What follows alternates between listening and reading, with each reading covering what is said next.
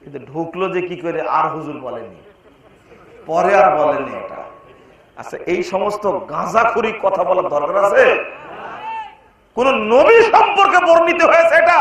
আপনি বলুন, কোন নবী সম্পর্কে বর্ণিত হয়েছে যে 50 বছর যাবত তিনি এশা সালাতের ওযু দ্বারা ফজর সালাত আদায় করেছে? আছে এরকম? টানা 30 বছর সিয়াম রাখছে, কোন প্রমাণ আছে কোন নবী? তাহলে একজন সাধারণ বান্দা কিভাবে করতে পারে? এরপরে তিনজনের 3 কথা বলতে বলতেই আল্লাহ নবী এসে হাজির। আল্লাহ রাসূল বলছেন, এই তোমরাই কি সেই লোক এই কথাগুলো বললে? তোমরাই কি সেই লোক এই কথাগুলো বললে? মানে জিবরিল আমি জানাই দিয়েছে। তখন আল্লাহ নবী বলছেন, দেখো, ওয়াল্লাহি আনা আখশাকুম লিল্লাহি ওয়া আতকাকুম লাহু। সহিহ মুসলিমে শব্দটা আসছে ওয়া আতকাকুম লাহু ফিল আরদ। আল্লাহু আকবার। আশ্চর্য হতে হয়, তিনি বলছেন, আল্লাহর কসম করে বলছি, পৃথিবীর মধ্যে আমি সবচেয়ে আল্লাহকে বেশি ভয় করি। পৃথিবীর মধ্যে যত মানুষ আছে তার মধ্যে আমি মুহাম্মদ সবচেয়ে বেশি তাকওয়াশীল। কিন্তু এরপরে আমি বিয়ে করেছি, এরপর আমি রাত্রি ইবাদত করে আবার ঘুমাই, আমি সিয়াম রাখি আবার সিয়াম ছেড়ে দেই। শোনো শোনো শোনো, ফামান রাগিবা আন সুন্নতি ফালাইসা মিন্নি। এই দেখে এবার ঝোল ঢেলেই দিল, এবার ঢেলেই দিলেন। আমার সুন্নাত থেকে যে মুখ ফিরে নিবে ও আমার উম্মত নয়। উদ্দেশ্য এদের খারাপ ছিল না ভালো ছিল? উদ্দেশ্য ভালো ছিল, ভালো ভালো ইবাদত করব, বেশি বেশি ইবাদত করব। কিন্তু নবীর হিসাবে না হওয়ার কারণে ওরা নবীর উম্মত থেকে খারিজ। নবীর উম্মত থেকে কি খারিজ? রীতি অনুযায়ী ইবাদত করতে হবে। কতই যে গালিগালাজ করছে, গালিগালাজের শেষ নাই। সুন্নাতের মর্যাদা বুঝেন। পাওয়া গেল একটি কথা এই মর্মে, রফুল ইয়াদাইনের হাদিস শুধু কুতুবে সিত্তা, বুখারী, মুসলিম, আবু দাউদ, নাসাই, তিরমিজি, ইবনে মাজাহ, এই 6টি কিতাবের মধ্যে 51টি সহিহ হাদিস বর্ণিত হয়েছে। রফুল ইয়াদাইন বুঝেন? সালাত শুরুর সময়, রুকুতে যাওয়ার সময়, রুকু থেকে উঠে আবার 2 রাকাত পড়ে তাশাহুদ শেষ হওয়ার পরে 3 রাকাতে উঠার সময় কি করতে হবে? রফুল ইয়াদাইন করে হাত বাঁধতে হবে। শুনুন কথাটা বলি। এই হাদিস পেলেন শুধু বুখারী, মুসলিম, আবু দাউদ, নাসাই, তিরমিজি, ইবনে মাজাহ, এই 6টা কিতাবে কয়টা হাদিস পেলেন? 51টি। কেন মানলেন না? একটা হাদিস বর্ণিত হয়েছে আর কয়েকটা হাদিস জাল করা হয়েছে। কেন মানলেন? এটা জানলেন আপনি, জেনে গোপন করলেন। নবীর সুন্নাতকে আপনি 5 পয়সা দাম দিলেন না কেন? সহিহ বুখারীতে আসছে 5টি, 735, 36, 37, 38, 39। খুলুন। সহিহ মুসলিমে আসছে 887, 88, 89, 90, 91। এ হলো 10টি হাদিস। আবু দাউদে আসছে 16টি, নাসাইতে আসছে 13টি, ইবনে মাজাহতে আসছে 11টি, তিরমিজিতে আসছে 1টি। মোটে 51টি হাদিস বর্ণিত হলো। হ্যাঁ, রফুল ইয়াদাইন না করার যে হাদিসটি বর্ণিত হয়েছে, এই হাদিসটিও ইমাম আবু দাউদ নিয়ে আসছেন। ইবনে মাসউদ রাদিয়াল্লাহু আনহু বলছেন যে আল্লাহ নবীর সালাত তোমাদের দেখায়, তাই বলে একবার রফুল ইয়াদাইন করলেন। কয়বার? একবার। তা আমি করি আরো 3 বার বেশি।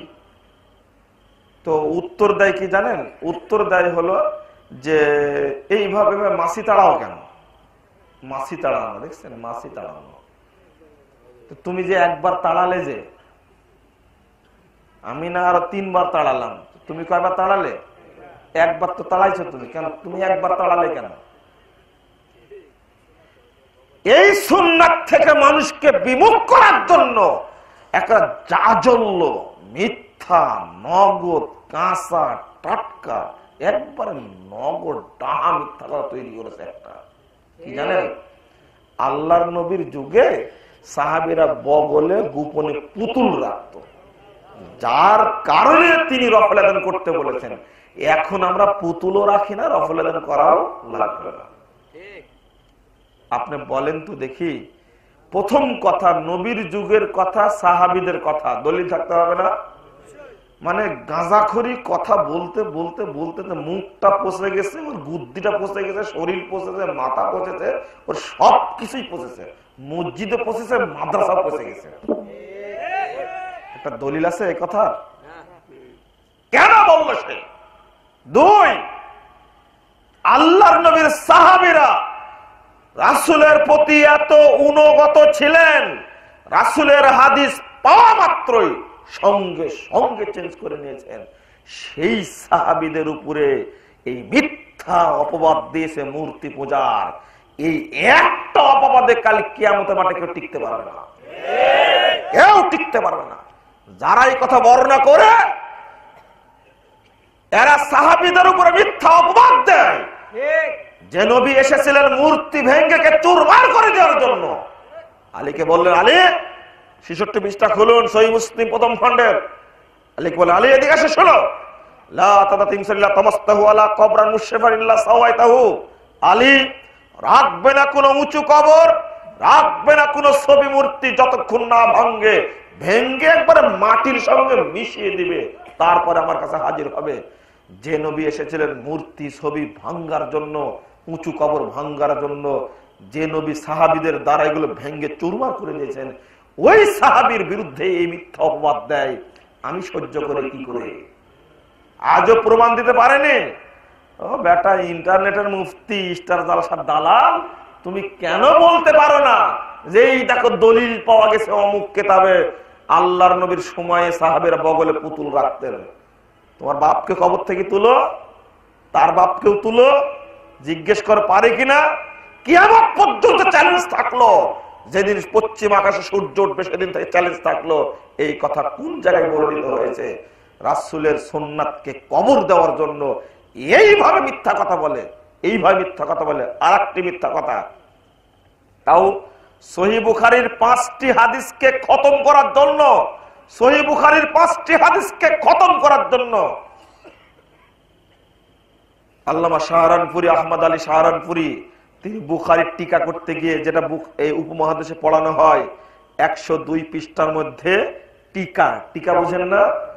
মূল আলোচনার মাঝখানে টিকা দেয় না, এই টিকা আরবিতে বলে হাসিয়া। এই 5টা হাদিসকে খতম করার জন্য হাসিয়াতে একটা হাদিস নিয়ে আসছে। কয়টা? একটা। হাদিসটা কি জানেন? আব্দুল্লাহ বিন জুবায়ের রাদিয়াল্লাহু আনহু, একজন রাসূলের ফুফাতো ভাই, তার নামে একটা হাদিস তৈরি করা হয়েছে। তিনি একদিন মসজিদে ঢুকলেন, দেখলেন রফল আযান করে সালাত আদায় করছেন। তখন সালাত শেষ হল, লোকটিকে বলেই, তুমি রফল আযান করলে কেন? দেখো, আল্লাহর নবী আগে করতেন, আমরাও করতাম, তিনি ছেড়ে দিয়েছেন, আমরাও ছেড়ে দিয়েছি। ঠিক একই হাদিস তৈরি করেছে ইবনু মাসউদ থেকে, ঠিক একই হাদিস তৈরি করেছে ইবনু আব্বাস থেকে। বলুন তো, এই 3 জন সাহাবী কত বড় মাপের সাহাবী? একজনকে আব্দুল্লাহ ইবনে জুবায়ের, একজন ইবনু মাসউদ, একজন ইবনু আব্বাস রাদিয়াল্লাহু আনহু। এই 3 জনের নামে 3টা হাদিস তৈরি করেছে, আর একটা যোগ করেছে বুখারীর মধ্যে টিকায়, এই 5টা হাদিসকে খতম করার জন্য, মানুষ যেন বুঝে নবী আগে করতেন, পরে আর করেননি। এবার করছে কি জানেন? 400 হাদিসকে এই মিথ্যা হাদিস দ্বারা খতম করে দেওয়া হলো উপমহাদেশ থেকে। দুর্ভাগ্য, এদেশের মানুষের কি হবে, আলেম ওলামার কি হবে, আল্লাহ পাকই ভালো জানেন। মাযহাবের স্বার্থে হাদিসকে এইভাবে শেষ করেছে, মাযহাবের স্বার্থে এইভাবে শেষ করেছে। আরেকটা, যেটা আগে বলছিলাম, ইবনু মাসউদ রাদিয়াল্লাহু আনহুর সঙ্গে বললাম না একবার রফল আযান করা। ইমাম আবু দাউদ এই হাদিসটি উল্লেখ করার পরে বলছেন, ইমাম আবু দাউদ রাহিমাহুল্লাহ হাদিসটা উল্লেখ করে বলছেন, হাদা হাদিসুন মুখতাসারুন মিন হাদিসিন তাবিলিন লাইসা হুয়া বিসহিহিন। তিনি বলছেন যে এই হাদিসটি বড় হাদিসের সংক্ষিপ্ত রূপ, এই হাদিস সহিহ নয়। এটা কে বলে গেছেন? ইমাম আবু দাউদ। জন্ম কত সালে?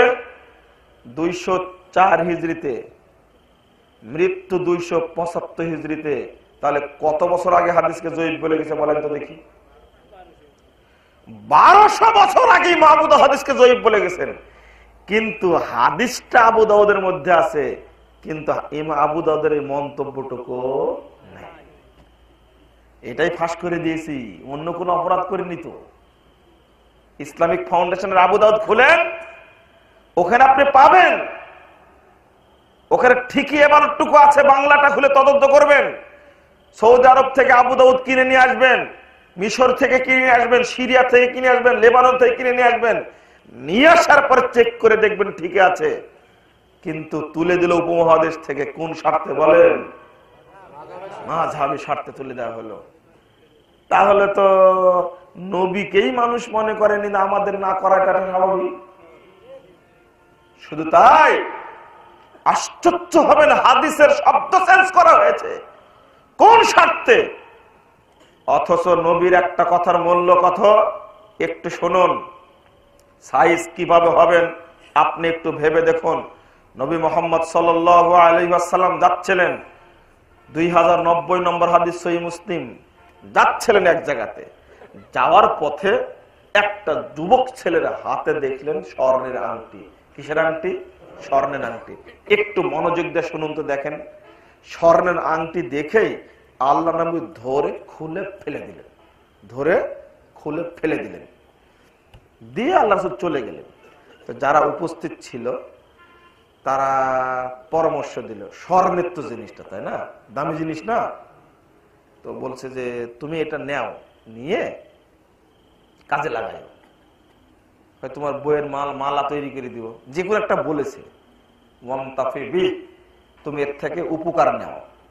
একদিকে মানুষের পরামর্শ, আর একদিকে জিনিসটা দামি, তাই না, আর একদিকে কি দামি। তখন এই সাহাবী বলছেন, লা আখুযু মা তরাহা রাসূলুল্লাহ সাল্লাল্লাহু আলাইহি ওয়াসাল্লাম, না না না না না, যে জিনিস আল্লাহর নবী ফেলে দিয়েছেন ওই জিনিস আমি হাতে স্পর্শ করব না। এটা সুন্নাত, এটা মর্যাদা, এটা মর্যাদা। মুগীরা উকবা বিন আমিরের ঘটনা, 17 নম্বর হাদিস ইবনে মাজাহ খুলুন, 17 নম্বর হাদিস ইবনে মাজাহ খুলুন। তার ভাতিজা, মানে তার ভাইয়ের ছেলে, তার ভাইয়ের ছেলে এই ছোট পাথর আছে না, ছোট পাথর দিয়ে হরিণকে মারছে, এইভাবে শিকার করবে, তাই কি করবে, শিকার করবে তাই।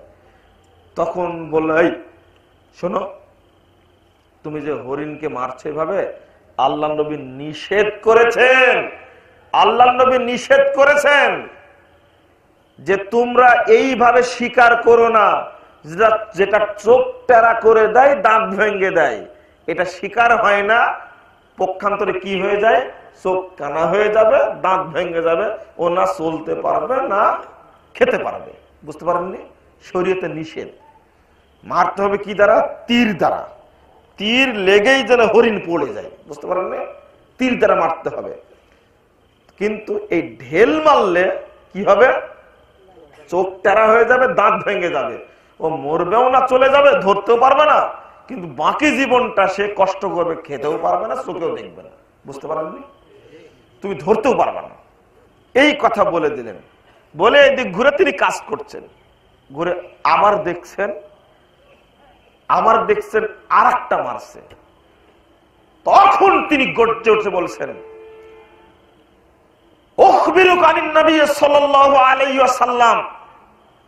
আমি তোমাকে আল্লাহর নবীর হাদিস শোনাচ্ছি আর তুমি আবার বললেন, লা উকাল্লিমুক, আমি তোমার সাথে আর কথা বলবো না। শুধু একটা অপরাধের কারণে তার ভাতিজার সাথে উকবা আর কোনোদিন কথা বলেননি, কোনোদিনই বলেননি। এটা সুন্নাতের মর্যাদা। যদি এটাই হয় অবস্থা, এটাই যদি অবস্থা হয়, 1090 নম্বর হাদিস খুলুন, সহিহ মুসলিম। ইবনে উমর রাদিয়াল্লাহু আনহু হাদিস বর্ণনা করছেন এই মর্মে, লা তামনাউ নিসাকুম ফিল মাসাজিদ ইযা ইস্তানজান্নাকুম, যদি মহিলারা তোমাদের কাছে অনুমতি চায় মসজিদে গিয়ে সালাত পড়বে, মহিলারা যদি অনুমতি চায় তাহলে তোমরা তাদেরকে বাধা দিও না, মসজিদে সালাত পড়তে দিও। এই কথা বলতে ইবনু উমর মানে কে জানেন? আব্দুল্লাহ, উমরের ছেলে। কার ছেলে? উমরের ছেলে। ইবনু উমর আব্দুল্লাহ। আব্দুল্লাহ ছেলের নাম হলো বেলাল। কি? বেলাল। তাহলে উমরের কে হলো? নাতি। বাপের কাছে হাদিস শোনার পরে এখন ছেলে বলছে, আব্দুল্লাহর কাছে বেলাল বেটা হাদিস শোনার পরে বলছেন, ওয়াল্লাহি লা নামনাহুন্না, আল্লাহর কসম করে বলছি ওদেরকে মসজিদ আসতে দিব না আমি। কি বুঝলেন? বুঝতে পেরেছেন কি কথাটা? বুঝেননি মনে হয়, বুঝেননি তাই না? হ্যাঁ, ইবনু উমর হাদিস শোনালেন, উমরের ছেলে আব্দুল্লাহ হাদিস শোনালেন, শোনাচ্ছেন এক জায়গাতে। সেই জায়গায় বসে আছে তার বেটা, বেটার নাম কি? বেলাল। ইবনু উমর বললেন কি, আব্দুল্লাহ বললেন যে আল্লাহ রাসূল বলেছেন মহিলারা যদি মসজিদে যে সালাত পড়তে চায় তাহলে তাদেরকে বাধা দিও না। এটা রাসূলের হাদিস। এটা কি? রাসূলের হাদিস। তো এই কথা বলার পরে বেলাল বৈঠক থেকে বলছে, আব্বা ওয়াল্লাহি লা নামনাহুন্না, আল্লাহর কসম করে বলছে ওদের মসজিদ আসতে দেব না, ফিতনার যুগে ওদেরকে ঢুকতে দিব না। এবার বুঝেছেন তো? এবার কি হলো বলেন তো দেখি। এবার ফাকাদ্দামা আলাইহি, তার দিকে ইবনে উমর দৌড়িয়ে গেলেন মারার জন্য। ওয়াসাব্বাহু সাব্বান সাইয়্যা, আর খুব কড়া ভাষায় গালি দিলেন, বেয়াদব কোথাকার। বলছেন কি জানেন? ইবনে উমর বলছেন, উহাদ্দিসুকা আন রাসূলিল্লাহ সাল্লাল্লাহু আলাইহি ওয়া তাকুল লা নামনাহুন্না, বেয়াদব, আমি তোমাকে রাসূলের পক্ষ থেকে হাদিস শোনাচ্ছি, আমি তোমাকে রাসূলের পক্ষ থেকে হাদিস শোনাচ্ছি, আর তুমি বলছো বাধা দেব? এত বড় সাহস তোমার! মারার জন্য এগিয়ে গেলেন। মুসনাদে আহমদে আসছে, মা কাল্লামাহু হাত্তা মাত, মৃত্যু পর্যন্ত আব্দুল্লাহ তার ছেলে বেলালের সাথে কোনোদিন কথা বলেননি। রাসূলের মর্যাদা দিবেন তাই, নবীকে দাম দিবেন তাই। বেটা কিসের আর বেটি কিসের আর বউ কিসের, 5 পয়সা দাম নাই রাসূলের সুন্নাতের কাছে। তুমি এই কথা বলার কে? তুমি বলবে মানে বাধা দিব? আল্লাহর নবী বলে গেছেন মহিলারা মসজিদে যেতে চাইলে অনুমতি দিও, বাধা দিও না। তুমি বাধা দেওয়ার কে? এ দেখেন রাসূলের যুগে ঘটনাগুলো ঘটেছে। আজকের পরিণাম কি হবে শুনুন। 336 পৃষ্ঠার হাদিস, একটা সহিহ বুখারী প্রথম খণ্ডের। আল্লাহর নবী মুহাম্মদ সাল্লাল্লাহু আলাইহি সাল্লামের কাছে দুইজন ব্যক্তি ফতোয়া নিতে আসছেন। কয়জন? দুইজন। একজন, আপনারা যে ঘটনা শুনেছেন এই ঘটনা ঠিক না, এটা আমি যেটা বলছি এটা মনে রাখবেন। একজন ইহুদি আর একজন মুসলমান। যে ঘটনা শুনেছেন না, উমরের যুগের ঘটনা, কি উমরের ঘটনা, আসলে মূল ঘটনা হলো এই, একজন আনসারী সাহাবী আর আব্দুল ইবনে জুবায়ের, বুঝতে পারছেন? একজন আনসারী সাহাবী আর একজন কি আব্দুল ইবনে জুবায়ের, দুইজনা পানি দেওয়া নিয়ে কি লাগলো, গন্ডগোল লাগলো। তাহলে বুঝতে পারছেন দুইজনাই কি মুসলমান, তাই না? তো আসলেন আল্লাহ রাসূলের কাছে, সহিহ বুখারীর হাদিস, হাদিসটা 5 জায়গায় আসছে সহিহ বুখারীতে, এইভাবে আসছে। এসে বললেন আগে জমিটা হলো আগে সাহাবীর, ইয়ার কি বলে যে, না আবার ইহুদির কথা বলেন, আনসারীর জমিটা, বুঝছেন? তার নিচের জমিটা হলো কার? আব্দুল্লাহ ইবনে জুবায়েরের। উপরের জমিটা কার? আনসারের। তো আল্লাহর নবী বললেন যে আব্দুল্লাহ ইবনে জুবায়ের, তোমার জমিটা আগে নিয়ে নাও। তখন ওই আনসারী সাহাবী বলছেন, ও আপনার ফুফাতো ভাই, তাই তার পক্ষে ফতোয়া দিলেন? শুধু এতটুকু। কতটুকু? ও ফুফাতো ভাই, তাই এই ফয়সালা হলো, এতটুকু। এই কথা বলা মাত্রই ওয়াহমাররাত ওয়াজহুহু, আল্লাহর নবী শুনে একবারে মুখটা লাল টকটকে হয়ে গেছে রাগে। বলি কি?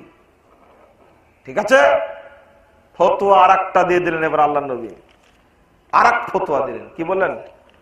শোনো, আব্দুল্লাহ, তুমি পানি নেওয়ার পরে পানি বন্ধ করে দিবে। এবার কি হবে? এক নম্বর হুকুম হলো, এই কথা বলার কারণে একটা নির্দেশ চলে আসলো। কি নির্দেশ? তোমার পানি যখন নেওয়া শেষ হয়ে যাবে তো কি করবে? পানি বন্ধ করে দিবে, ওর পানি যেন না হয়। এই কথা বলতে না বলতেই হাজির হয়ে গেছেন জিবরিল আমিন। কে? জিবরিল আমিন হাজির হয়ে গেছেন। ফালা ওয়ারাব্বিকা লা ইউমিনুনা হাত্তা ইউহাক্কিমুকা ফীমা শাজারা বাইনাহুম সুম্মা লা ইয়াজিদু ফী আনফুসিহিম হারাজা ওয়া ইউসাল্লিমু তাসলিমা। সূরা নিসা 65 নম্বর আয়াত। আয়াত নাজিল হয়ে গেল, তোমার রবের কসম, তারা মুমিন হতে পারবে না যতক্ষণ পর্যন্ত তাদের বিবাদীয় বিষয়ে তোমার কাছে ফয়সালা গ্রহণ না করবে। এবার কি হবে? 3টা শর্ত। 1, মেনে নিতে হবে। 2, অন্তরে কোনো ত্রুটি থাকবে না। আজকে ফয়সালা করে দিলাম তো, আপনি মনে মনে বলছেন আচ্ছা ঠিক আছে পরে দেখে নেব। বুঝলেন? ফয়সালা হলো, কিন্তু মনে মনে আছে কি ঠিক আছে এক সময় আমি দেখে নিব। ও মুনাফিক, তাই না? ও মুনাফিক। তো আল্লাহর নবী মুহাম্মদ সাল্লাল্লাহু আলাইহি সাল্লাম বলে দিলেন, যখন এটা আয়াত যখন নাজিল হয়ে গেল, আব্দুল্লাহ বিন জুবাইর বলছেন এই ঘটনার কারণে আয়াত নাজিল হয়েছে, এই পর্যন্তই শেষ। কতটুকু কথা বলেছিলেন বলেন তো দেখি? ফুফাতো ভাই, ইবনু আম্মিক, এতটুকু।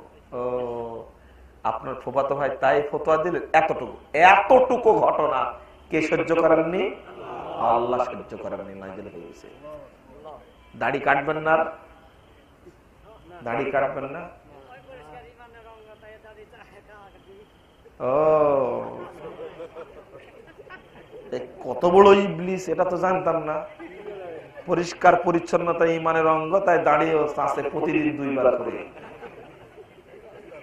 আস্তাগফিরুল্লাহ, আস্তাগফিরুল্লাহ, আস্তাগফিরুল্লাহ। এ হলো আসলে ইবলিসের এজেন্ট। এই ইবলিসের এজেন্ট। কাটে তো কাটে, একটা পাপ আছে, কিন্তু যুক্তি দেখালো কেন? ও যুক্তি দেখালো কেন? এতটুকু ঘটনার কারণে। ও আপনারা যেটা জানেন, একজন ইহুদি আর একজন কি মুসলমান রাসূলের কাছে গেল, এই ফতোয়া দিল। তো ফতোয়া গেল কার বিপক্ষে? মুসলমানের বিপক্ষে। তখন মুসলমান বলল যে আর একজন বিচারক আছে নবীর চেয়ে বেশি দক্ষ, তার কাছে যাই চলো। কে? তো উমর। উমরের কাছে গিয়ে ঘটনাটা বললো, আমরা একবার গেছিলাম মোহাম্মদের কাছে, এ বলল যে মোহাম্মদের চেয়ে নাকি আপনি নাকি বড় বিচারক, তাই আসলাম। তো তোমরা দাঁড়াও তাহলে আমি আসি। তো বাড়ি থেকে তরবারিটা নিয়ে এসে মুসলমানকে মেরে ফেলে দিল। বুঝতে পারেননি? এই যে অতিরিক্ত ঘটনা টোটালি মিথ্যা। কি? টোটালি মিথ্যা। উমর রাদিয়াল্লাহু সম্পর্কে 3টা মিথ্যাচার করা হয়েছে। কয়টা? 3টা, যার দলিল নেই। আপনাকে কি বলবো, আমরা ঘটনাগুলো বলতে গেলে খুব ভয় পাই, যদি হেরফের হয়ে যায় পরবর্তী জাতি ছাড়বে না। কেন ইহুদি মুসলমান ঘটনা সাজানো হলো? আরে ইবনু হাজার আসকালানি 852 হিজরিতে মারা গেছেন। 852 হিজরিতে মারা গেছেন ইবনু হাজার আসকালানি। সেই সময় তিনি ফতুল বাড়ির মধ্যে বলে গেছেন এটা গাঁজাখড়ি ঘটনা, এটা গাঁজাখড়ি ঘটনা। আজও বলছে মুসলমানেরা, আজও বলছে। শুধু তাই, এই ইবনু কাসির রাহিমাহুল্লাহ 701 হিজরির জন্ম, 772 মৃত্যু। ইবনু কাসির তাফসীরে ইবনু কাসির খুলুন, তিনি নিজে বলছেন এই ঘটনা আসলো কোথায় থেকে। অথচ এখনো বলে বেড়াচ্ছে, হুজুরেরা বলে বেড়ায় না, এখনো বলে বেড়াচ্ছে। আমার এটা বলার উদ্দেশ্য না, আমার বুঝানোর উদ্দেশ্য, যদি এমনটাই হয় তাহলে আজকে আমরা সুন্নাতকে কিভাবে অস্বীকার করছি।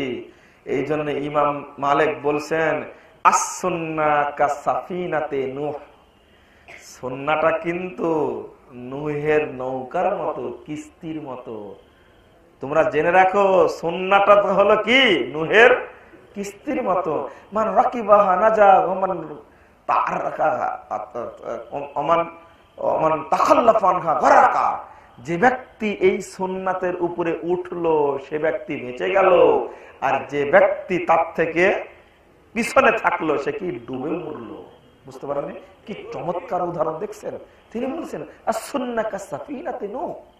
সুন্নাতটা হলো নূহ আলাইহিস সালামের কিস্তির মতো, যে ব্যক্তি কিস্তিতে উঠবে ডুবন্ত থেকে বেঁচে যাবে, আর যে ব্যক্তি উঠবে না সে কি করবে? ডুবে মরবে। আজকে কার সুন্নাত নিয়ে ঘুরছে? কেন সুন্নাতের উল্টা পাল্টা দেখছেন? আমি তো মাঝে মাঝে আপনাদেরকে বলি যে এটা ডোল ডালে সান্দায় না, ঢুকেও না। এটা এরা কিভাবে মানে করে পাগলা ধর্ম পেয়েছে ইসলামকে। এক ভাই আমাকে আজকে ফোনে বলছে যে আপনি আজকে একটু সূরা ফাতিহা সম্পর্কে বলবেন তো। কি বলবো?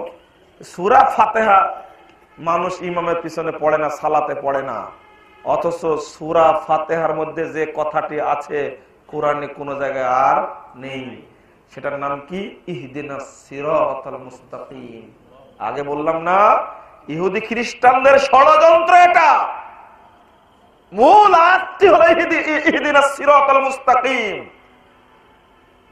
একদিকে বলা হয় গায়রিল মাগদুবি আলাইহিম ওয়ালাদ-দাল্লিন, বলি না? দেখেন, গায়রিল মাগদুবি আলাইহিম ওয়ালাদ-দাল্লিন, মাগজুব হলো ইহুদিরা, দাল্লিন হলো খ্রিস্টানরা।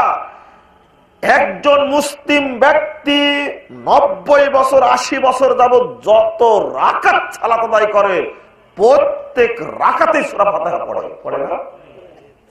ইহুদিরা সহ্য করতে পারে না যে এরা প্রতিনিয়ত 24 ঘন্টা আমাদের জন্য আল্লাহর কাছে গজব চায়, সূরা ফাতিহা যেন এরা পড়া বন্ধ করে দেয়।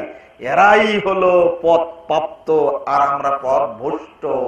ইহুদিরা সহ্য করতে পারে না। ওই মাগজুব আর যাল্লিন শব্দটা আছে এর মধ্যে। শেষে যে আমিন ইমাম সাহেব কেরাত করলো জোরে, সম্মতি দিলাম কিসে? আস্তে। বুঝতে পারেননি? সম্মতি দিলাম কি? আস্তে। গায়রিল মাগদুবি আলাইহিম ওয়ালাদ-দাল্লিন, কণ্ঠটা খুব জোরালো, কিন্তু শুনতে পেলেন? সাউন্ডই হয়। মাইক হলে শোনা গেছে, একটু শোনা গেছে। কেন? এত জোরে ইমাম কেরাত করলো, কিন্তু সম্মতিটা আল্লাহর কাছে চাওয়াটা আস্তে কেন হলো? মনে মনে চাইছে, তাই না? নবীর চেয়ে বড় আলেম যে, নবীর চেয়ে বড় আলেম, হুজুর তোমাকে সাইজ করা হবে। আরে নবী মুহাম্মদ সাল্লাল্লাহু আলাইহি সাল্লাম শরীয়তের প্রতি কত অনুগত ছিলেন তুমি কি জানো? আল্লাহর নবী কত ভয় করতেন, আল্লাহর নবী কত ভয় করতেন। সহিহ মুসলিমের হাদিস একটু শুনেন, আল্লাহর নবীর ভয় দেখেন। সহিহ মুসলিমের হাদিস, ওই বদরের যুদ্ধে যাদেরকে গ্রেফতার করা হয়েছে না, পরামর্শ করছেন 3 জন মিলে, আবু বকর, উমর আর নবী মুহাম্মদ সাল্লাল্লাহু আলাইহি সাল্লাম। তো উমর রাদিয়াল্লাহু আনহু পরামর্শ হলো এই, আমার আত্মীয়গুলোকে দিয়ে দেন আপনি, আমি জবাই করবো ওদেরকে, আর আবু বকর গুলোকে আবু বকরকে দিয়ে দেন, আর আপনার গুলো আপনি নেন, এদেরকে ছেড়ে দেওয়া হবে না। সোজা কথা, একবারে সোজা, পানির মতো সোজা। তো আবু বকর রাদিয়াল্লাহু আনহু উমর কি বলে, আল্লাহ রাসূলের পরামর্শ, মুক্তি পণ্যে কি করা হোক, ছেড়ে দেওয়া হোক। আচ্ছা ঠিক আছে, যেহেতু পরামর্শের সংখ্যা ওই দিক হয়ে গেছে, পরামর্শ তো হয়। বৈঠক শেষ, বৈঠক কি শেষ। পরের দিন সকালে দেখেন, দেখেন বুদ্ধিমত্তা দেখেন, পরের দিন সকালে উমর রাদিয়াল্লাহু আনহু চলে আসছেন। কিন্তু আমরা হলে কি করতাম জানেন? বৈঠকে বসলে আমার পরামর্শ মানে না, যার জীবনেও যাব না। বুঝেননি?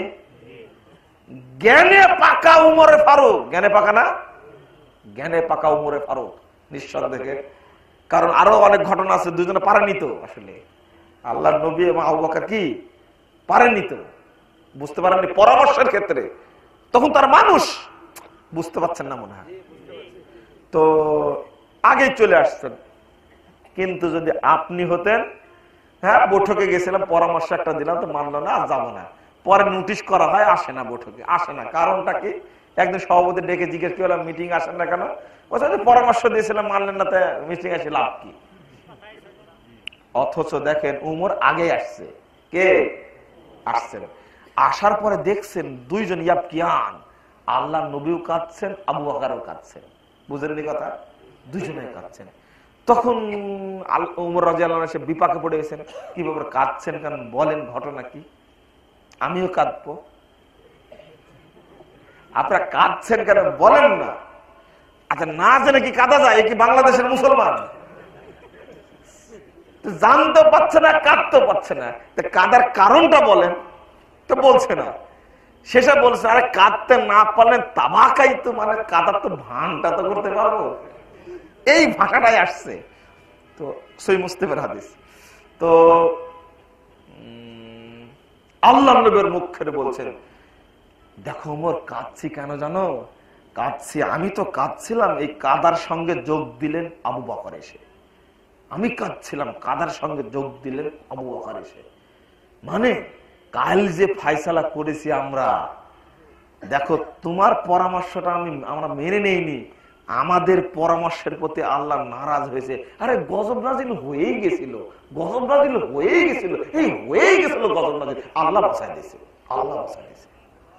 কোরআন আয়াত আছে, এটা আয়াতটা আমি ভুলে গেছি, সহিহ মুসলিমের। এর আয়াতটা নাজিল হয়ে গেল যখন, আয়াতটা যখন রাত্রে নাজিল হয়ে গেল, তখন মনে করলাম হয়তো গজবে ধ্বংস হয়ে যায় কিনা, আমার উপরে আবু বকরের উপরে গজব আসে কিনা। গজব নাজিল হয়ে গেছিল, ভাষাটা এইভাবে, গজব নাজিল হয়ে গেছিল, তোমার পরামর্শটা ঠিক ছিল। আল্লাহর নবী শরীয়তকে ভয় করতেন। হুজুরে কিছু মনেই হয় না, হুজুর বলে দিচ্ছে আমি যেটা বলছি ওটা করেন, কিয়ামতের মাঠে যা দেখার দেখে নিব আমি।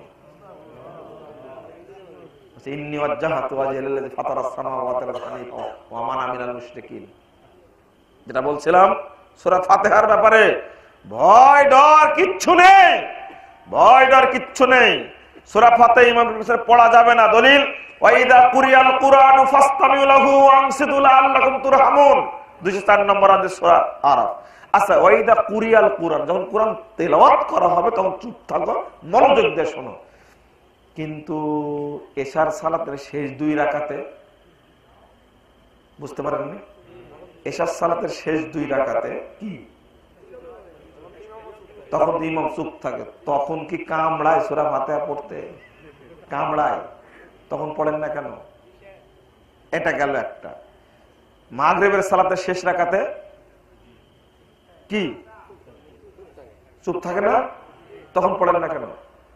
কামড়ায়, সূরা ফাতিহা কামড়ায়। এক আর একটা জহর আসর, জহর আসর ওখানেও চুপ থাকে। শুনেন না আপনি, শুনেন না শরীয়তের সাথে যে কত বাটপারি চলছে ধর্মের নামে, কত যে মানে গাঁজাখড়ি কারবার চলছে। আমি বলেছি আগে একটি কথা, যুক্তিতেও পারবেন না, একবার ডুবাই দিব যুক্তিতে, ইনশাল্লাহ ডুবাই দেব যুক্তিতে। আপনি পারবেন মানে? তো জহর আসর না পড়ার কারণ হলো, যদি ইমামের আগে পড়া হয়ে যায় বেয়াদবি হয়ে যায়, নামাজ নষ্ট হয়ে যাবে। তো বেয়াকুব যখন তাশাহুদ পড়ো তখন বুঝতে পারেননি, তুমি তো আগেই বসে থাকো। রুকুদ দোয়া, রুকুদ দোয়া, রুকুদ দেওয়া তোমরা কিছুই পড়ো না, রুকুদ দেওয়া আগে পড়ে, পড়ে তাকাই যে উঠে কিনা ইমাম সাহেব, লজ্জা শরম কিছু নাই। কেন রুকুদ দিয়ে আগে পড়ে তো বসে থাকো, ইমাম তো তখন সে রুকু উঠায় না, সেটা মাথায় উঠায় না, তখন বলতে পারো না আগে? ওই যে বললাম, এমনি বললাম যে সূরা ফাতিহা কি কামড়ায়, শুধু দোষ কি সূরা ফাতিহা। এশার সালাতে কেরাত চলছে, কি চলছে? কেরাত চলছে। খুব তাড়াহুড়া করে আসার পরে আগে দাঁড়ায় বললেন ইন্নী ওয়াজ্জাহাতু ওয়াজহিয়া লিল্লাযী, কেরাত কিন্তু চলতেছে, ইন্নী ওয়াজ্জাহাতু ওয়াজহিয়া লিল্লাযী ফাতারাস সামাওয়াতি ওয়াল আরদি হানিফান ওয়া মা মিনাল মুশরিকিন। তারপরে পড়লেন নাওয়াইতু আন উসাল্লি আরবা রাকাতান কি এশা। তারপরে এটা গেল, তারপর আল্লাহু আকবার বলে হাতটা বেঁধে বলছেন সুবহানাকাল্লাহুম্মা কি তাবারাকাসমুকা তাআলা জাদ্দুকা লা ইলাহা গায়রুকা। আর কিছু না, থামেন। কেরাত চলছিল কিন্তু কিন্তু মাঝখানে পড়া হয়েছে কয়টা? 3টা পড়া হয়েছে, বুঝেননি আপনারা মনে হয়? 3টা, তার মধ্যে 2টা গাঁজাখড়ি, কোনো দলিলই নেই। আর একটা কোন রকম ভাবে হাসান পর্যায়ের হাদিস, হাত বাঁধার পরে আলবানী বলছেন কয়েকটা সনদ আছে, একে কোন রকম হাসান বা সহি বলা যেতে পারে। দুইটা গাঁজাখড়ি দোয়া চললো, ছানা চললো, কিন্তু সূরা ফাতিহা বাদ। কামড়ায় কামড়ায় সূরা ফাতিহা কামড়ায়। হ্যাঁ, এর দোষ, এত দোষ কেন এর? সূরা ফাতিহা কেন পড়তে হবে না? ইহুদি খ্রিস্টানের ষড়যন্ত্র কত গভীর, ইহুদি খ্রিস্টানের ষড়যন্ত্র কত গভীর বোঝানো যাবে না, বোঝানো যাবে না কত গভীর। বন্ধুরা আমার শুনুন, 4টা হাদিস তৈরি করেছে মুসনাদে বাজ্জারের মধ্যে আসছে, মুসনাদে আব্দুর রাজ্জাকের মধ্যে আসছে। এক, যে ব্যক্তি ইমামের পিছনে সূরা ফাতিহা পড়বে তার মুখে আগুন মারো, আগুন মানে আগুনের কুণ্ডুলি। যে ব্যক্তি সূরা ফাতিহা পড়বে ইমামের পিছনে তার মুখে মাটি মারো। যে ব্যক্তি ইমামের পিছনে কেরাত পড়বে তার মুখে পাথর মারো।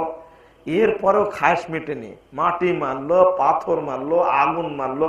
এরপরে বলছে যে ব্যক্তি ইমামের পিছনে সূরা ফাতিহা পড়বে তার মুখে মদের বোতল মারো। আচ্ছা বল, এইগুলো কি মুসলমানরা তৈরি করেছে হাদিসগুলো? বলেন তো দেখি, আপনার ভালো করে বুঝে বলেন। নিঃসন্দেহে ইহুদি খ্রিস্টানরা যারা দালাল, তারাই হাদিসগুলো তৈরি করেছে।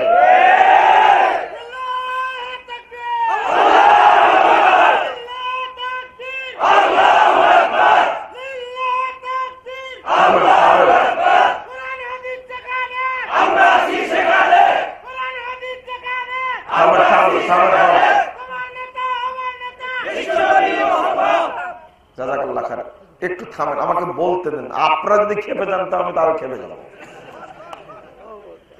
খেপতে হবে না। শুনেন, এটা একটা গেল, এটা গেল। এক ছেলে এসে বলছে যে ওয়ানসিতু লাআল্লাকুম তুরহামুন, এই আয়াত আমি প্রথম বললাম আয়াতটা কি তোমার উপরে নাজিল হয়েছে? তো বলছে আমার উপর নাজিল হবে কেন? তোমার উপর নাজিল হয়েছে বলে তো অর্থটা তুমি ভালো বুঝেছো। কুরআন এবং হাদিস দুইটাই কার পক্ষ থেকে? আল্লাহর পক্ষ, তাই না?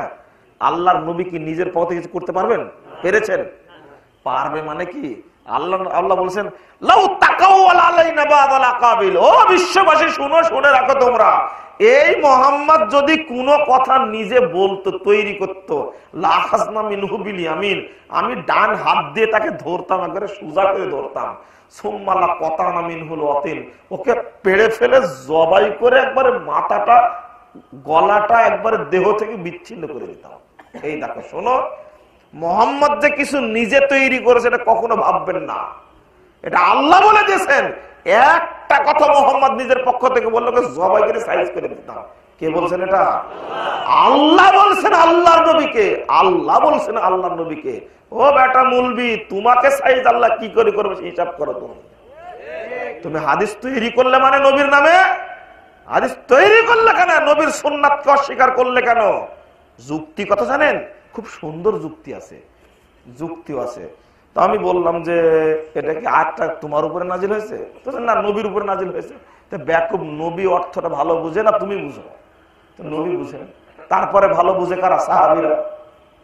কিন্তু কথা শুনে তো তোমার মনে হচ্ছে তোমার উপরে নাজিল হয়েছে আজকে। ওয়াইজা কুলিয়ার কুরআন ফাসতামিলাহু, যে আল্লাহ আয়াত নাজিল করেছেন ওই আল্লাহ মুহাম্মদকে বলে দিয়েছেন লা সালাতা লিমান লাম ইয়াকরা বিফাতিহাতিল কিতাব। হাদিস জানো না? হাদিস তো তোমার কাছে শিখতে হবে না। তুমি আজীবন ফেকা পড়ে মাথাটা, মানুষের কথা, বুজুর্গদের কথা, কাহিনী, মিথ্যা কাহিনী, তাও কথা সত্য হলে হয়। যত স্বপ্নের কাহিনী আছে বুজুর্গদের, সব কাহিনী পড়ে মাথাটা একবারে গোবর বানা রাখছে। আরে গোবর দ্বারা তো কিছু হয়, এই ব্রেন দ্বারা কিছুই হবে না। তুমি হাদিস বিশ্লেষণ করতে গেলে কেন? হাদিসকে অপমান করার জন্য হাদিস বিশ্লেষণ করতে গেলে কেন? আল্লাহর নবী একদিন ওযু করছেন, ওযু করার সময় মুখ ধৌত করলেন, করার পরে শেষ হয়েছে, এক চুল্লু পানি দাড়ির নিচে দিচ্ছেন। 125 নম্বর হাদিস, 145 নম্বর হাদিস আবু দাউদ, দাড়ির নিচে দিচ্ছেন। তখন সাহাবীরা ভাবটা মনে করছেন, এক চুল্লু পানি দাড়িতে দিয়ে কি হবে, এক চুল্লু পানি দাড়িতে দিয়ে কি হবে। তখন আল্লাহর নবী বলছেন, ভাব দেখে, হাদিসে কথা নাই, হাকাযা আমারনি রব্বি আযজা ওয়া জাল। সাহাবীরা, আমি যে দেব না, এইভাবে এক চুল্লু পানি দাঁড়ের নিচে দেওয়ার জন্য আমার আল্লাহ আমাকে নির্দেশ দান করেছেন।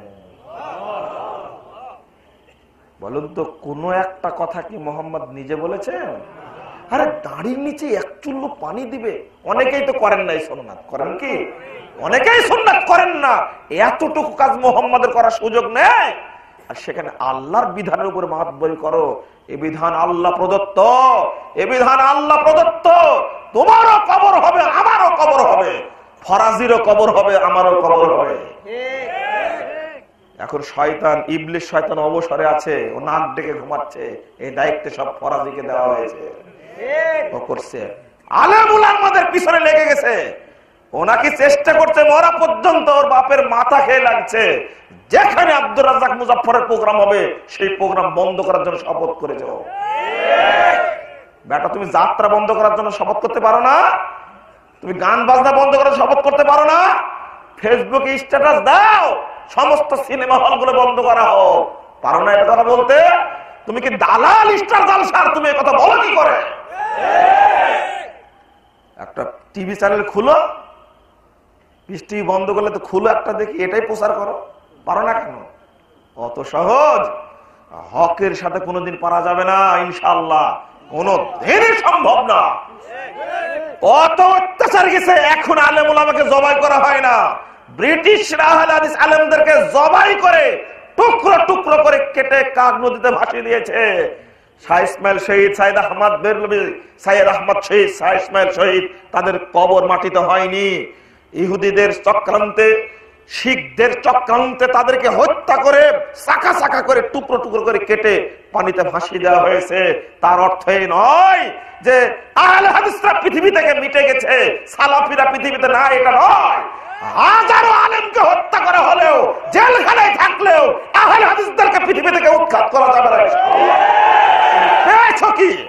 তুমি মনে রাখো। আর রাসূল সাল্লাল্লাহু আলাইহি ওয়াসাল্লাম হাদিস আছে, একদিন সময় আসবে যখন ব্রিটিশরা তল্পিতল্প গুটিয়ে যখন পালিয়ে গেল, তখন কোথায় ছিলে? হুজুর মুরিদদের নজর নেওয়াজ নিয়ে ইঁদুরের মতো গর্তের মধ্যে ঢুকে গেছিলে। তখন কোথায় ছিলে? ফতোয়া দেওনি ব্রিটিশদের। আহলে হাদিসরা বলে যে ইহুদিদের দালাল, খ্রিস্টানদের দালাল, ওরা ইংরেজদের দালাল। দালাল আসলে কারা? উইলিয়াম হান্টার দি ইন্ডিয়ান মুসলমান বইয়ের শেষ পৃষ্ঠায় লিখে গেছে, দেখো কারামার্তলে জোলপুরি লিখে দিয়েছে যে এদের বিরুদ্ধে যুদ্ধ করা এখন হারাম।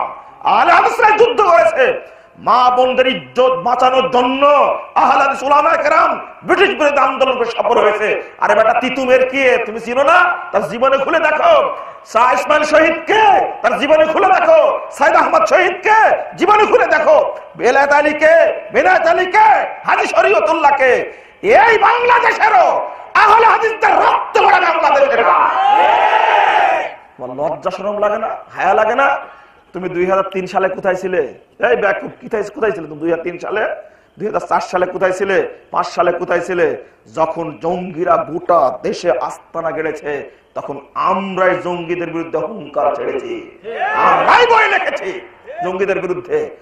আজও মনে রেখো, বাংলাদেশের 1 ইঞ্চি মাটি যদি কেউ নিতে চায়, প্রথম রক্ত আহলে হাদিসদের যাবে ইনশাআল্লাহ। কারণ এই দেশের রক্ষক তারা, ভক্ষক নয়। ওটা মনে রাখতে হবে, মনে রেখে কথা বলতে হবে। স্বাধীনতা এমনি আসছে। শেখ সাহেব, বঙ্গবন্ধু শেখ মুজিবুর রহমান অসমাপ্ত আত্মজীবনের মধ্যে আহলে হাদিসদের অবদান স্বীকার করে গেছেন। মৌলানা আকরম খাঁর কথা স্বীকার করে গেছেন। তোমরা কেন বুঝো না কারা মূলত ব্রিটিশ বিরোধী আন্দোলন করেছে? এটা সবাই জানে, তুমি গোপন করতে চাচ্ছ কেন?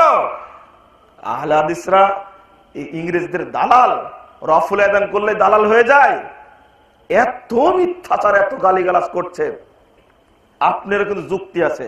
একজন লোক চট করে এসে বলছে যে, একজন লোক প্রশ্ন করে এসে বলছে যে, আচ্ছা রফুল আদান না করলে সালাত হবে না, কি বুঝলে? আমরা হ্যাঁ হবে, হবে। জোরে আমি না বললে হবে না? হ্যাঁ হবে। বুকে হাত না বদলে সালাত হবে না? হ্যাঁ হবে। আচ্ছা ঠিক আছে, আমি এটা জানতে চাচ্ছিলাম। চলে যাচ্ছে। তা আপনি তো সালাম দিলেন, উত্তর নেবেন না, থামেন থামেন। আপনি কি জানেন যে রফুল আযানের হাদিস আছে? হ্যাঁ হ্যাঁ জানি, আমি রফুল আযান করার সহি হাদিস আছে। আপনি কি জানেন আমিন জোরে বলতে হয়? হ্যাঁ জানি, এটাও সহি হাদিস। বুকে হাত বাঁধতে হয়, এটা জানি। এটা শোনেন, এই যে জানলেন আপনি, এটা জানলেন, একটা আপনাকে একটা আসার শোনায় দিই। ওয়াহাব সাইদ বিন মুসাইয়্যিব দেখছেন যে ফজরের আজানের পরে, কিসের আজানের পরে? ফজরের আজানের পরে একটা লোক সুন্নাত পড়েই যাচ্ছে। কয় রাকাত পড়তে হবে? 2 রাকাত। ও পড়েই যাচ্ছে।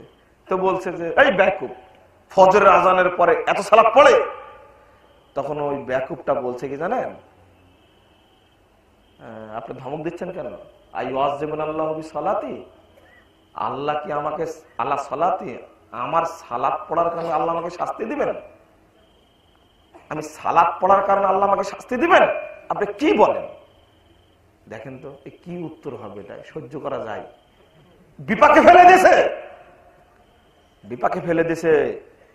আপনি ধমক দিচ্ছেন কেন? আমি তো সালাত পড়ছি, সালাত পড়ার কারণে আল্লাহ আমাকে শাস্তি দেবে? কি জ্ঞানী মানুষ, কত বুদ্ধিমান! তাৎক্ষণিক ভাবে সাইদ বিন মুসাইয়্যিব বলছেন, আবু হুরায়রা জামাই বলছেন, বড় মুহাদ্দিস, একজন শ্রেষ্ঠ তাবী, একবার সিনিয়র, 1 নম্বরের তাবী তিনি বলছেন, ওরে বেকুব, লা ইউআযিবুকা বিসালাতিক ওয়ালাকিন ইউআযিবু বিখিলাফিস সুন্নাহ। বেকুব, নামাজ পড়ার কারণে তোমাকে সাইজ করবে না। এখন নামাজ পড়া না জায়েজ, রাসূলের সুন্নাতের খেলাফ। এই রাসূলের সুন্নাত না মানার কারণে তোমাকে শাস্তি করবে। দেখছেন, এই উত্তর কি কিনে পাওয়া যাবে? কি চমৎকার উত্তর দিলেন। আলবানী রাহিমাহুল্লাহ কথা উল্লেখ করে একবার থেমে গেছেন, ঠান্ডা হয়ে গেছেন। তিনি যে প্রশংসা করছেন, কি চমৎকারী না জবাব দিলেন। এই জবাব কার মুখ থেকে বের হতো? কে বুঝাতেন এইভাবে? যেমন সঠিক জবাব, তেমনি বুঝটাও হয়ে গেল। বুঝটা হলো না? আমি বললাম ঠিক আছে যান। আপনি যেহেতু জানেন রফুল আযান করা সুন্নাত আছে, আমিন জোরে বলতে হয়, বুকে হাত বাঁধতে বলতে হয়, আপনার সালাত হবে বটে, কথা ঠিক আছে। এই সুন্নাতকে অস্বীকার করেছেন, এই সুন্নাত অস্বীকার করার কারণে জাহান্নাম রেডি আছে। আপনি যুক্তি দিচ্ছেন মানে কোথায় যুক্তি মেলে? কোন নরম কথা চলবে না, সুন্নাতকে ঠেকানোর জন্যই। গরুর গোশত খাওয়া তো খুব ভালো লাগে, তাই না? খুব ভালো লাগে, গরুর গোশত খাওয়া ভালো লাগে। বেকুব, এই দেশে গরু কুরবানির সুন্নাত, গরু জবাইয়ের সুন্নাত আহলে হাদিসরা চালু করেছে। ওই তো ভারতের রাজ্য তো বন্ধ হয়ে গেছিল, রাজ্যসভায় এবার পাশ হবে, গরু জবাই বন্ধ হয়ে যাবে। কিন্তু একজন অভিযোগ করেছে, মৌলানা মৌলভী আব্দুল ওহাব নামে, এবার গরু জবাই করে মায়ের ইজ্জত নষ্ট করেছে। এই মর্মে রিপোর্ট করা হয়েছে, বন্ধ করা হোক। উল্টা হয়ে গেল। দেখেন বরকত কাকে বলে, উল্টা হয়ে গেল। কি হয়ে গেল? এবার যখন পত্র পাওয়া গেছে, তখন বলা হচ্ছে, স্পিকার সাহেব বলছেন এই মর্মে, সে আজকের কথা, আপনার 1992 সালের কথা বলছেন এই মর্মে। 1892 এর কথা। তো বলছেন এইভাবে যে, যখন আমরা চেয়েছিলাম, যেহেতু হিন্দে কোথাও গরু জবাই হয়নি, তাই চাচ্ছিলাম গরু জবাই নিষিদ্ধ থাকবে, কিন্তু রিপোর্ট পেলাম একজন মৌলানা আব্দুল ওহাব তিনি গরু জবাই করেই দিয়েছেন, অতএব গরু জবাই করা নিষিদ্ধ করা গেল না। বুঝতে পারেননি? জবাই তো হয়েই গেছে। হ্যাঁ, এত কঠিন ছিল।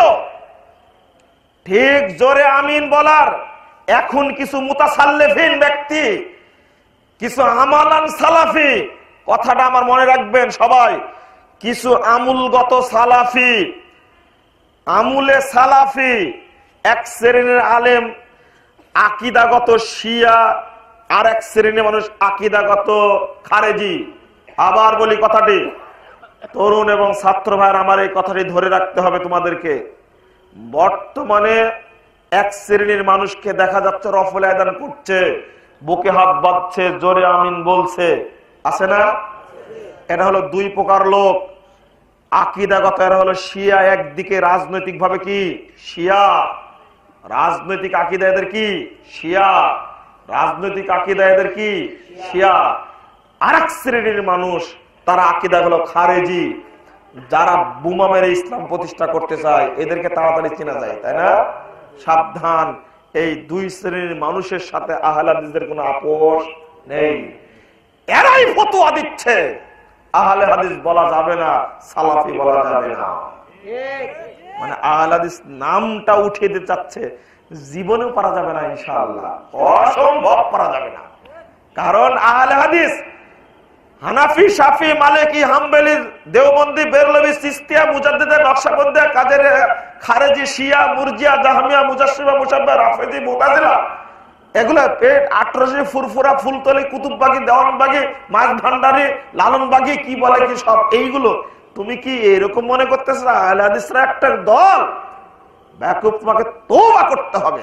সালাফি দল তওবা করতে হবে, এটা আকীদার নাম, এটা নাম আকীদার নাম। এটা যদি বলি, যদি আহলে হাদিস যদি দল হয়, বলতে হবে কখন সৃষ্টি আর স্রষ্টাকে। সালাফি যদি দল হয়, তিনটা উত্তর দিতে হবে: কখন সৃষ্টি হয়েছে, কখন সৃষ্টি হয়েছে, কে সৃষ্টি করেছে। কথা বোঝা গেছে না? কখন সৃষ্টি হয়েছে, কে সৃষ্টি করেছে, তাদের পৃথক গ্রন্থ কি, এই তিনটার উত্তর দিতে হবে। না হলে একবারে সাইজ করে দেবে একবারে। কথা বোঝা গেছে না? আহলে হাদিসদের কে প্রতিষ্ঠা করেছে?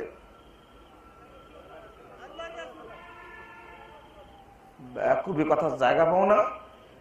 আমাকে জিজ্ঞেস করো খারেজির নেতাকে কখন প্রতিষ্ঠা, বলে দিচ্ছি। আরে বেটা তারিখ সহ বলে দেবো সব ইনশাআল্লাহ এখানে বসে। চিশতিয়া কখন তৈরি হয়েছে, মুজাদ্দিদরা কখন তৈরি হয়েছে, আটরশি কখন তৈরি হয়েছে, ফুরফুরা কখন তৈরি হয়েছে, হানাফি মাযহাব কখন তৈরি হয়েছে, খারেজি কি বলে শিয়া মাযহাব তখন তৈরি হয়েছে, কাদারিয়া কখন তৈরি হয়েছে, মুরজিয়া কখন তৈরি হয়েছে, সবগুলো সাল তারিখ লিখে রাখছি ভ্রান্তির বেড়া জালে কিয়ামত দিনের মধ্যে। আরে লালন মতবাদ কখন তৈরি হয়েছে সেটাও লিখে রাখছি, কাদিয়ানি কখন তৈরি সেটাও লিখে রাখছি, তাবলীগ জামাত কখন তৈরি সেটাও লিখে রাখছি, জামাত ইসলাম কখন তৈরি হয়েছে সেটাও লিখে রাখছি। দেখো তুমি ভণ্ডামি করার জায়গা পাও না। খবরদার, আমার কথা একটা কথাই বেশি আকীদা, বেশি বিশ্বাস একটা কথাই। লা তাযালু তায়ফাতুম মিন উম্মতি যাহিরুল হক লা ইয়াদুররুহুম মান খাযালাহুম হাত্তা ইয়াতামরুল্লাহুম কাযালিক। আল্লাহ নবী বলেন, এক শ্রেণীর মানুষ, একটি কাফেলা সর্বদা হকের উপরে বিজয়ী থাকবে। ইতিমধ্যে বিরোধীরা তাদের কোনো ক্ষতি করতে পারবে না, তারা ওইভাবেই থাকবে, ইতিমধ্যে কিয়ামত চলে আসবে। বলুন আলহামদুলিল্লাহ। অসম্ভব ব্যাপার, অসম্ভব ব্যাপার। তবে আমি মনে করি যারা বিরোধিতা করছে তারা আবু জেহেলের চেয়ে বেশি ব্রেনি না, ঠিক মনে হয় না?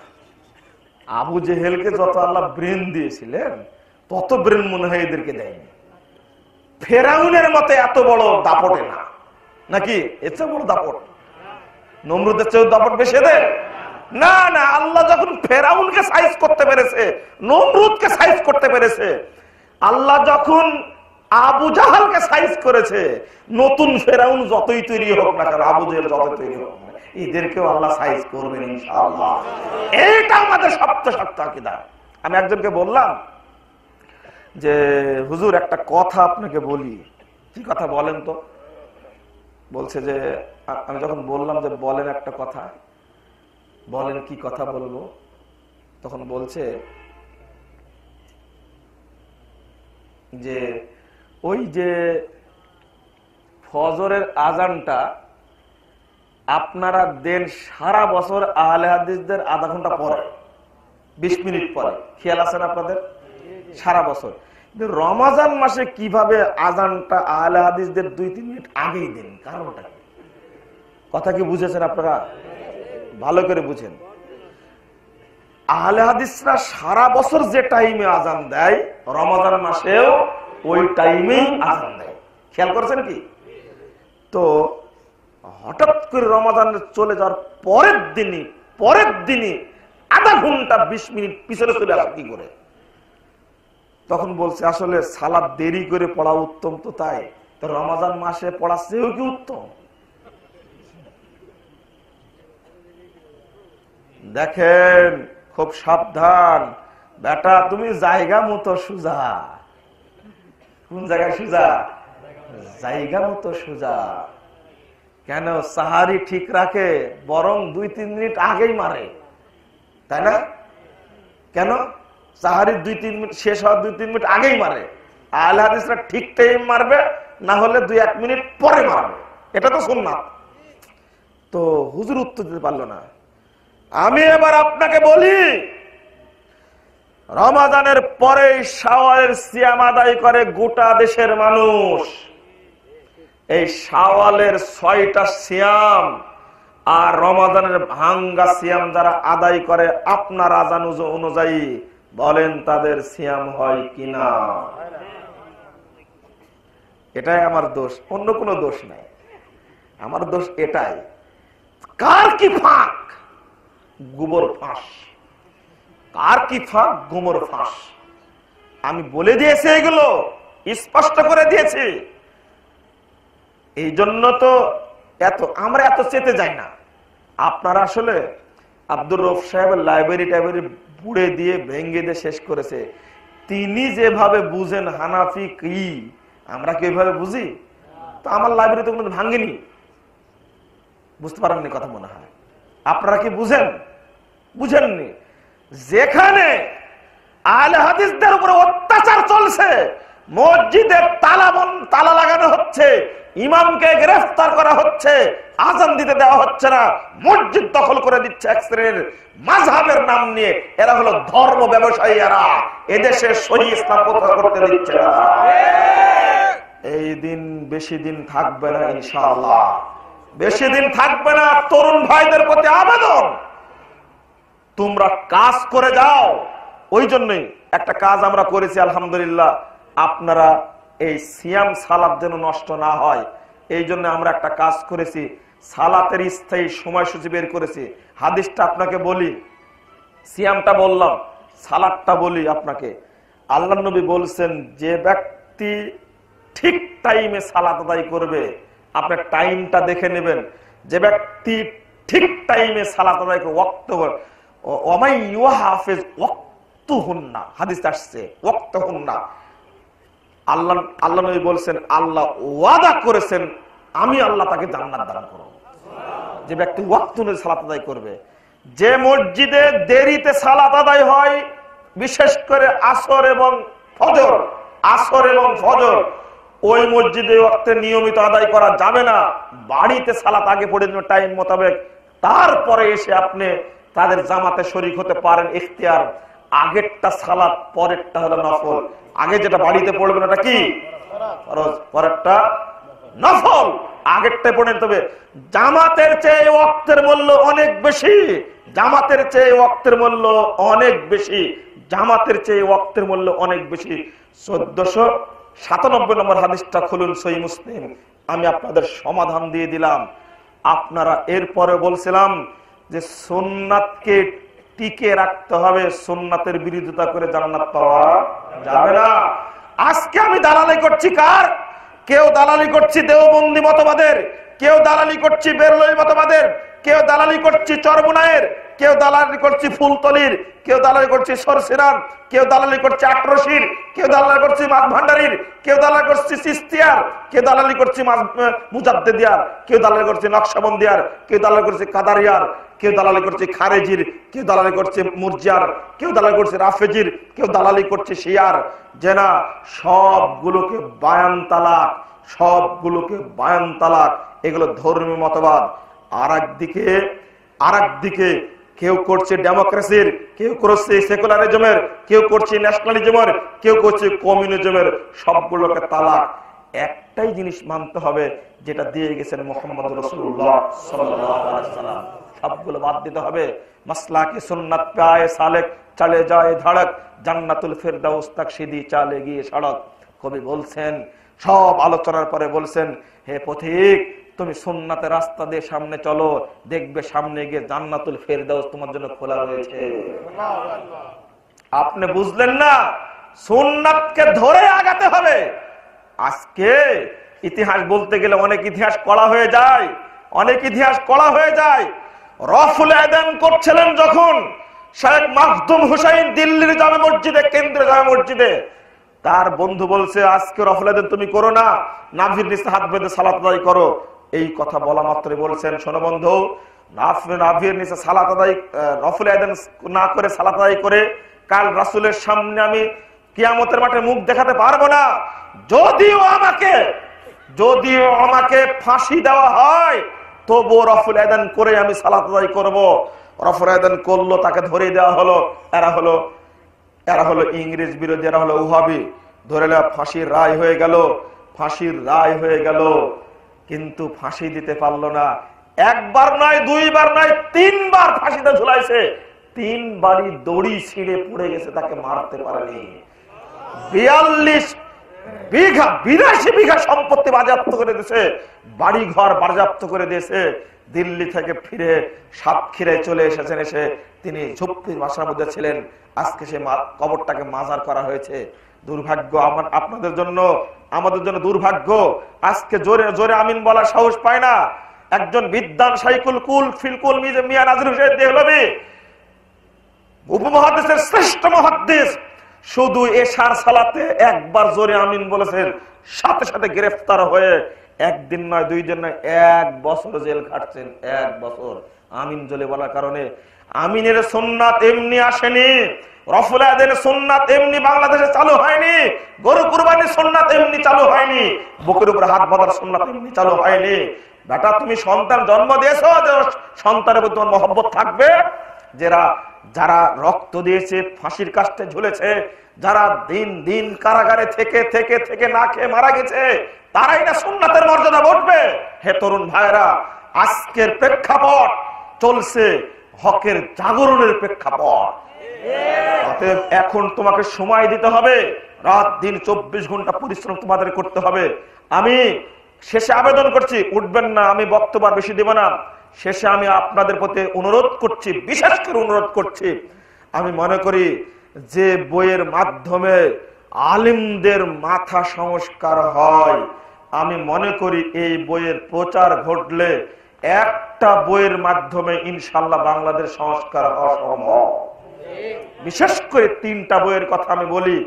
আমরা হয়তো আল্লাহ আমাদের মাধ্যমে লিখিয়েছেন জাল হাদিসের কবলে রাসূলুল্লাহ সালাত, ভ্রান্ত আকীদা বনাম সঠিক আকীদা, আর একটা বই ভ্রান্তির বেড়াজালে একামতে দিন। আলহামদুলিল্লাহ, ভ্রান্তির বেড়াজালে একামতে দিন যেই পড়ে সেই নাকি ঠান্ডা হয়ে যায়, যেই পড়ে ঠিক নাকি ঠান্ডা হয়ে যায়। একজন ব্যক্তির সাথে জেলখানায় ছিলাম, তো খুব সরসিনা পীর সাহেব ভক্তি করতেন। তা আমি একদিন বললাম, এটা একটু পড়েন তো। কি পড়া জানেন? সরসিনা পীর সাহেবের মর্যাদা লেখছেন। মর্যাদা হলে এই, কাবা ঘরের হজ করতে গিয়ে একজন লোক মদিনায় গেছে, পাসপোর্ট হারা ফেলেছে। কি হারা ফেলেছে? পাসপোর্ট। কাবা ঘরে খাদেমকে বলছিলাম, তো পাসপোর্ট হারিয়ে ফেলেছি, কি করা যায়? তো বলছে রাত 3টা 2:30টার দিকে একটা লোক আসবে তোমাদের দেশের, তার সাথে দেখা করো। তিনি আসছেন, দেখা করেছেন, তিনি হলেন সরসিনা পীর সাহেব। তো বলছে হুজুর ঘটনা তো এই, কি করা যায়? আচ্ছা চলো। তো মদিনার দক্ষিণ গেটে বের হওয়ার পরে বলছে, দেখো তুমি চোখ বুজে থাকবা, আর আমি তোমার ঘাড়ে হাত দিব। যখন তুমি বুঝতে পারবে হাত আর নাই, তখন চোখ খুলবে, তার আগে চোখ খুলবে না, ঠিক আছে? আচ্ছা, দাঁড়াইছে ওই দিক ঘুরে। তো হুজুর হাত দিছে ঘাড়ে, হাত দেওয়ার পরে হাতটা নামা নিয়েছে, ও চোখ বুঝে আছে। ও চোখ খোলার পরে দেখছে বাইতুল মুকাররমের উত্তর গেটে দাঁড়ায় আছে।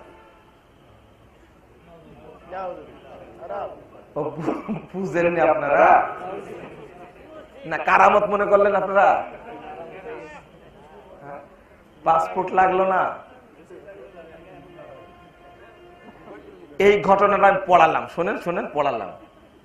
তখন উনি বলছেন, তো আস্তাগফিরুল্লাহ, তুমি কি শোনালে আমাকে?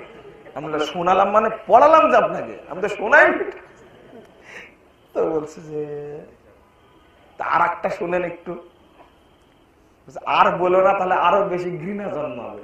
না না, আপনার ওখানকার ছাত্র ছিলেন তো, খুব ভক্তি করেন। তা আর একটা শোনালাম, আর একটা মানে এক মুরিদ বনে কাঠ কাটতে গেছে। কি কাঠ কাটতে গেছে, তো দেখছে যে একটা বাঘ এসে আক্রমণ করেছে। তখন দাঁড়ায় গেছে, বলছে আল্লাহ তুমি সরসিনার পীরের ওসিলা আমাকে মুক্ত করে দাও। এই কথা বলা মাত্রই একটা কেতলি, কেতলি বুঝেন, চিনে না তো এখন কেতলি, চায়ের কেতলি, একটা কেতলি এসে বাঘের মুখের কাছে উঠছে আর নামছে, উঠছে আর নামছে। বাঘ ভয়ে পালিয়ে গেল। তখন হুজুরের কাছে চলে আসছে ঘটনা বর্ণনা করতে। যখন কথা বলছে হুজুরের সামনে, হুজুর কালকে আমি বাঘের আক্রমণ থেকে বেঁচে গেছি। ওই যে আপনার কেতলিটা আছে না, এই কেতলিটাই কালকে দেখলাম বাঘের মুখের সামনে উঠে নামা করছে। তখন বলছে মুজাফফর এবার বন্ধ করো, আর পড়ায় না আমাকে। তো পড়বেন না, আর পড়বেন না। এত বই তুমি কোথায় সংগ্রহ করলেন? আমি বললাম যে রাস্তাঘাটে ঘুরে ঘুরে যে আমি সব জায়গায় ঘুরেছি, বইপত্র কিনে দলিল পত্র সহ লেগেছি। কারো মাজার বল নয় যে একটা কথা অস্বীকার করে, একটা কথা অস্বীকার করে, এটাই অপরাধ। গোপন কথা ফাঁস হয়ে গেছে। আমি আপনাদের বলি, শেষে আবেদন যে করার জন্য কথাটা বললাম, একজন আলেম না, আলহামদুলিল্লাহ বাংলাদেশের অন্তত কয়েকশো আলেমের মাথা চেঞ্জ হয়ে গেছে। আলহামদুলিল্লাহ কয়েকশো, প্রকাশ করে না। ওরা বাচ্চা নাজাসির মতো হয়ে বসে আছে, বুঝলেননি? বাচ্চা নাজাসির মতো হয়ে বসে আছে, প্রকাশ করলে তো খবর। তবে মরে গেলে আমি চাইবো এই সমস্ত লোক যদি মারা যায়, জানতে পারে অমুকালে মারা গেছে, আমি চেষ্টা করব তার জানাজায় হাজির হওয়ার জন্য। কারণ আমি জানতে পেরেছি যে, কারণ এখন স্বীকার করলে ও মানে মানে জেল তো দূরের কথা, দুনিয়াতে টিকতে পারবে না। বুঝতে পারেননি কথা? মানে এক একজন ব্যক্তি এমনকি ভ্রান্ত আকীদা বা সঠিক আকীদা পড়ার কারণে বহু মানুষ আগে ক্যামেরায় দেখা যেত, ওই খাম্বার কাছে যেত বড় বড় ফুল নিয়ে, এখন তাদের সামনে দেখা যায় না। আলহামদুলিল্লাহ। কেন? এর নাম হলো আকীদা সংস্কার, এর নাম হলো আকীদা সংস্কার। ওকে পিটায়ও নিয়ে যাওয়া যাবে না, আকীদা পরিবর্তন হয়ে গেছে। এই বইগুলো এখন বেশি বেশি প্রিন্ট হওয়ার দরকার।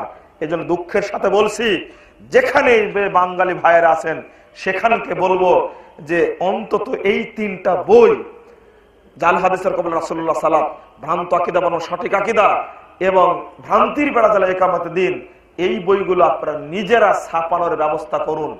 আমাদের জাযাকুমুল্লাহ খায়রান।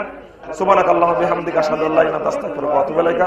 আসসালামু আলাইকুম ওয়া রাহমাতুল্লাহি ওয়া বারাকাতুহু।